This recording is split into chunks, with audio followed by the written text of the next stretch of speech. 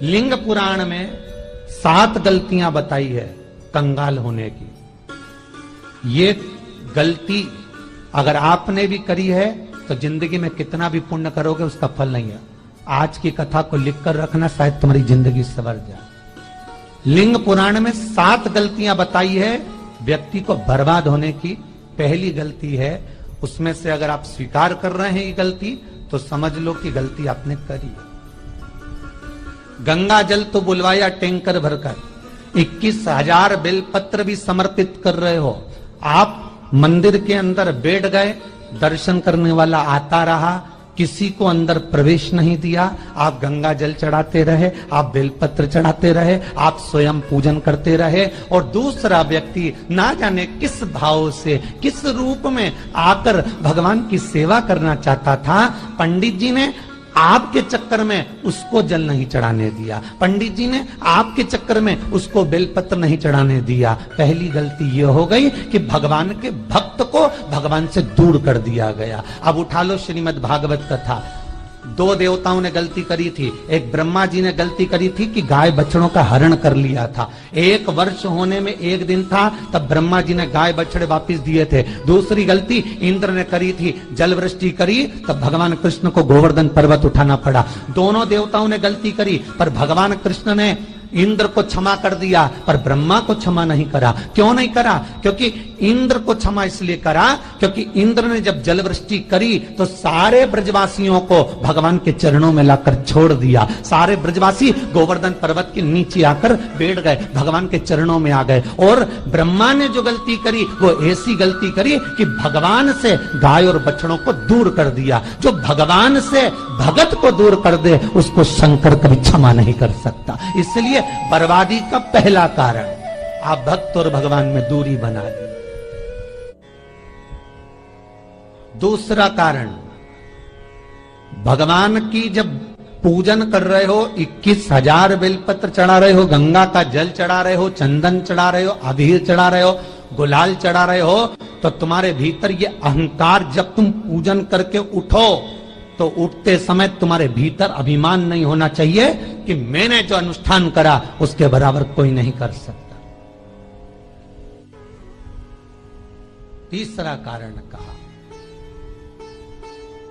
कि भगवान की सेवा तो आप कर रहे हो, भगवान की चाकरी में तो आप लगे हो, भगवान की आराधना भी कर रहे हो, दिया भी लगा रहे हो, धूप बत्ती भी लगा रहे हो, स्नान भी करा रहे हो, पंचामृत स्नान भी करा रहे हो, सारी पूजन अर्चना सब तुम कर रहे हो।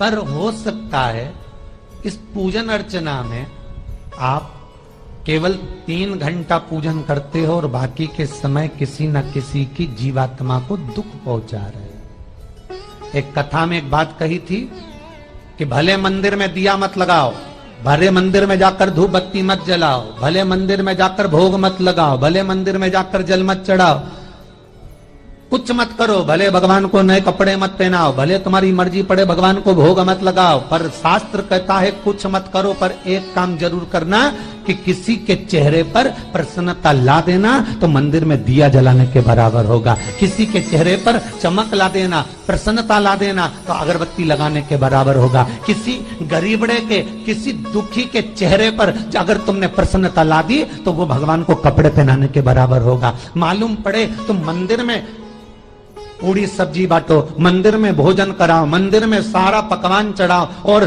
कोई तुम्हारे कारण अगर दुखी है तो तुम्हें वो सुख का भान नहीं हो सकता। तीसरा कारण है हमारा, वो सुख नहीं मिल सकता। चौथा कारण है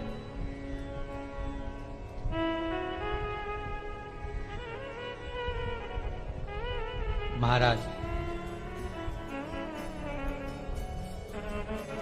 जिस मंत्र को पढ़ा जा रहा है, जिस मंत्र का स्मरण किया जा रहा है,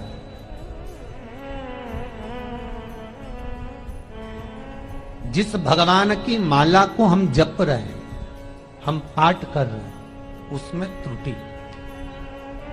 उठा लीजिए दुर्गा सप्तशती। दुर्गा सप्तशती का हिंदी अनुवाद में एक थोड़ा सा दृष्टांत दिया है, आपको मालूम होगा।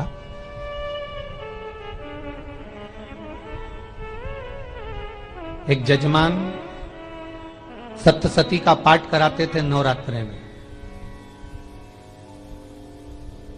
नवरात्रे पूरे होते थे और उनकी पत्नी मर जाती थी। सप्तशती के अंदर लिखा है, बहुत ध्यान से सुनिएगा। दुर्गा सप्तशती का पाठ कराते थे और पत्नी नवरात्रे के बाद 4 महीना 3 महीने के बाद मर जाती थी। बहुत दुखी था सेठ।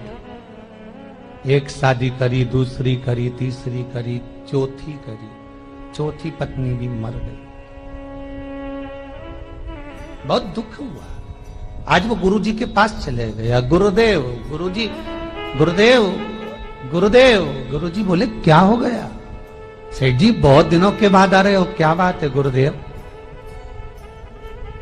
मेरे को एक बात समझ में नहीं आती कि मैं नवरात्रे में सप्तशती का पाठ कराता हूं, देवी जी का यज्ञ करवाता हूं, माता रानी को चूनर पहनाता हूं, उनको सुंदर बिछुड़ी, पायल, चुनरी सब पहनाता हूं, कन्याओं का भोजन करवाता हूं, भंडारा करवाता हूं, जवारे बोता हूं, अखंड ज्योत लगाता हूं, पर नवरात्रि जैसी पूरी होती है उसके 2 महीने 3 महीने बाद मेरी पत्नी क्यों मर जाती है? 4 पत्नियां मेरी मर चुकी हैं, 5वीं मैंने शादी करी है। गुरुदेव आप कृपा करिएगा, कुछ तो बता दीजिए, कुछ करुणा कर दीजिए।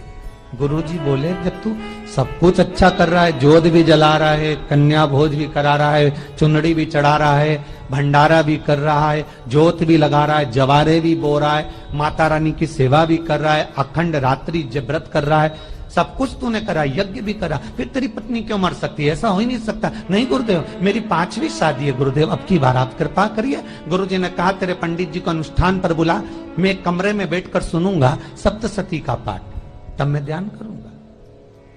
गुरुजी अंदर के कमरे में जाकर बैठ गए, ब्राह्मण पाठ करना प्रारंभ करा और ब्राह्मण ने पाठ करना प्रारंभ करा। उसमें एक शब्द आ गया, भारयंतु वक्षंतु, भारयंतु वक्षंतु। उसमें बोलना था भय पीड़ा को, हे जगत जननी तू भक्षण कर जा, पर ब्राह्मण बोलता था भार्या तू भक्षण तू, मेरी पत्नी को, मेरी भार्या को तू भक्षण कर दे। पंडित जी जैसे ही बोले गुरुजी बाहर निकल कर आ गए। पंडित जी को रोका, रुकिए गुरुदेव, आप हर साल अनुष्ठान कर रहे हो जजमान के यहाँ और बोल देते हो भार्या तू भक्षण तू, हे देवी तू मेरी पत्नी को खा जा, तो माँ हर बार उस पत्नी को निगल जाती। निवेदन है, शब्द सुधार लीजिए, शब्द ठीक है। चौथा कारण है कि आप जो पाठ कर रहे हो, आप जो पूजन कर रहे हो, आप जो अनुष्ठान कर रहे हो, उसमें कुछ ना कुछ गलती जरूर हो रही है। ये चौथा कारण है।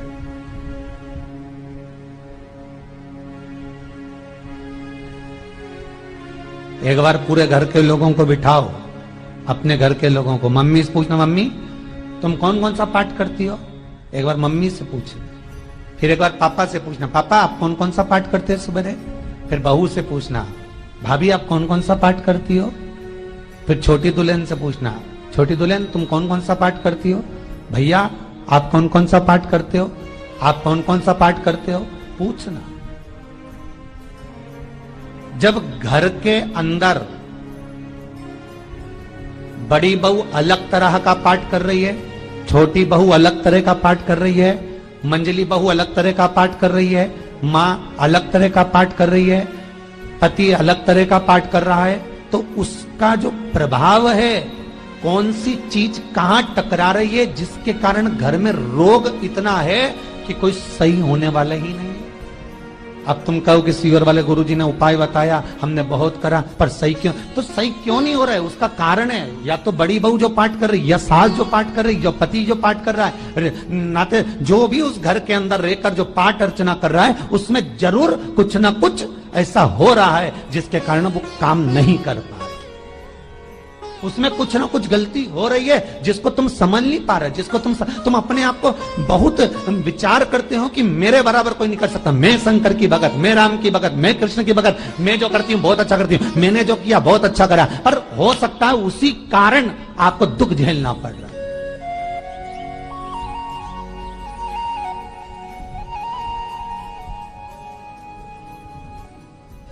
उसी के कारण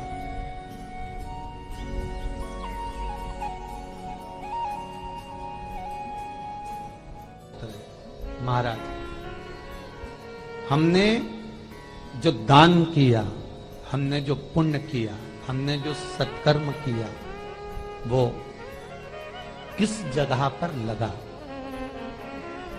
पांचवा सूत्र,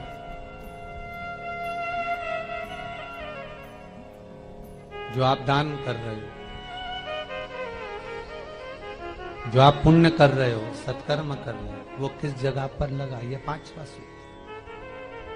फिर निवेदन करेंगे, गाय, बेटी और लक्ष्मी 50 बार विचार करना, तब किसी को देना।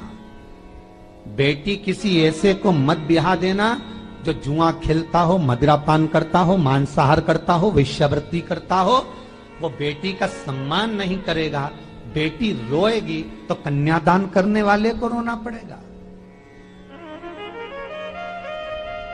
दूसरे नंबर पर गौ माता, गाय ऐसे ब्राह्मण को दान मत देना कि ब्राह्मण के घर में खुद रहने की जगह नहीं और गाय को ले जाकर तुमने दे दिया और उस ब्राह्मण ने जब तक दूध दिया बांध कर रखा, एक तगाड़ी बाल्टी साड़ी के चक्कर में ले लिया, सोने के सींग के चक्कर में ले लिया और बाद में वही गाय कसाई के हाथ में बिक गई और कसाई ने काटा तो बद्दुआ तुमको लगी।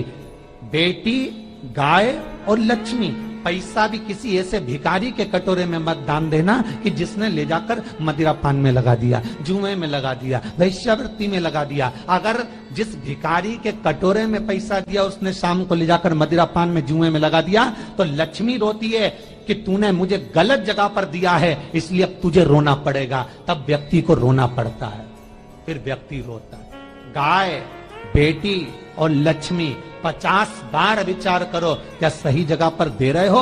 और अच्छी जगह पर दोगे तो संपदा भी बढ़ती है, सुख आता है। अगर बेटी सुखी रहेगी तो मायके के लोग सुखी रहेंगे, गौ माता सुखी रहेगी तो संसार सुखी रहेगा। और आपने जो धन दिया, आपने जो पैसा दिया किसी भिखारी के कटोरे में, अगर उसने गलत जगह पर लगाया तो रोना तुमको पड़ेगा। किसी आजकल के भिक्षुकों को अगर रोटी दे दो तो लेते ही नहीं, आटा दो तो नहीं लेते।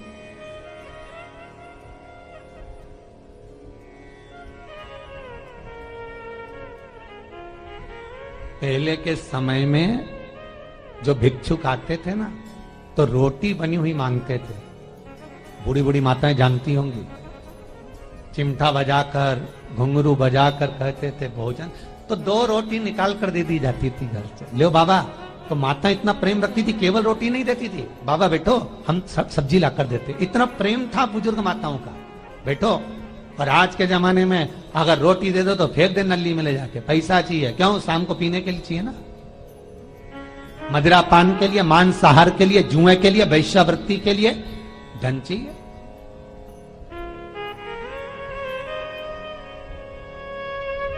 भोपाल के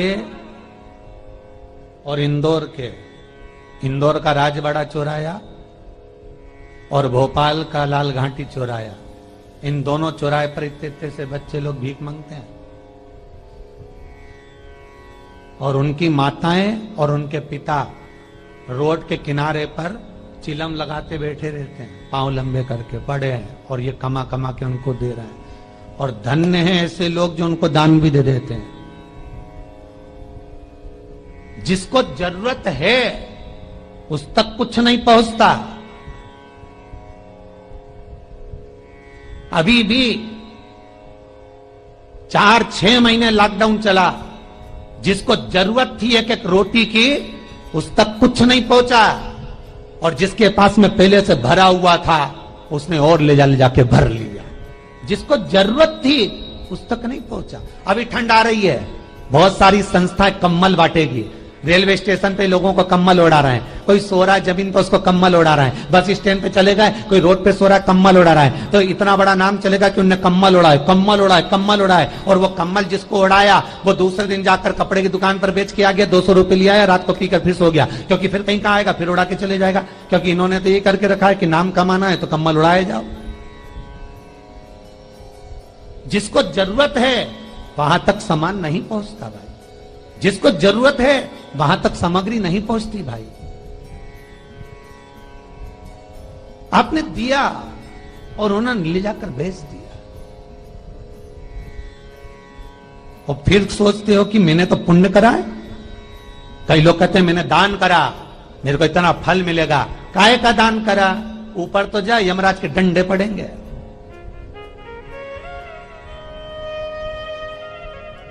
रेल में, ट्रेन में आप बैठ जाओ, रिजर्वेशन कोच में छोटे छोटे लड़के आते हैं, अपना कपड़ा उतारते हैं। सही बोलना रे भाई, जितने लोग टीवी पर कथा सुन रहे हो, छोटे छोटे बच्चे अपना कपड़ा उतारेंगे और पोछा लगाएंगे रेल की बोगी में। जब गवर्नमेंट ने स्वीपर रख रखे हैं तो तुम्हें अंदर आने का किसने कहा? कौन ने कहा कि तुम अपना कपड़ा उतार के पोछा लगाओ? और वो अपने शरीर का कपड़ा उतार कर पोछा लगाता है, आपके आगे हाथ फैलाता है, आप 1-1, 2-2 रुपए दे देते हो। वो अगले स्टेशन पर उतरता है, कोई सूंघने की सामग्री लेता है, सूंघ सूंघ के वो बर्बाद हो जाता है और कहीं कूद कर मर जाता है। उसके मरने में 1 रुपया तुम्हारा भी लगा है, इसलिए नरक तुमको भी भोगना पड़ेगा, क्योंकि उसके मरने में तुमने हेल्प करी है।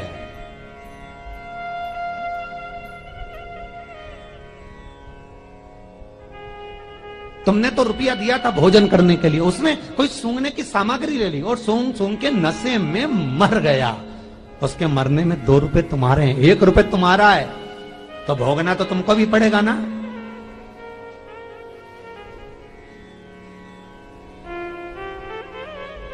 कोई अच्छी जगह लगाओ, सत्कर्म की ओर लगाओ, तो सुख का आनंद कुछ और ही होगा, सुख का आनंद कुछ और ही प्राप्त होगा। हमारा धर्म, हमारा पुण्य, हमारा सत्कर्म। 5वां कारण अपनी पुस्तिका में लिखकर रखना, तुम्हारे दुख का 5वां कारण क्या है? क्यों तुम करोड़पति से रोड़पति बन गए? तुम्हारे यहां पर 4-4, 5-5 गाड़ी थी, खूब वैभव था, खूब धन था, फैक्ट्रियां चल रही थी, सत्ताएं चल रही थी।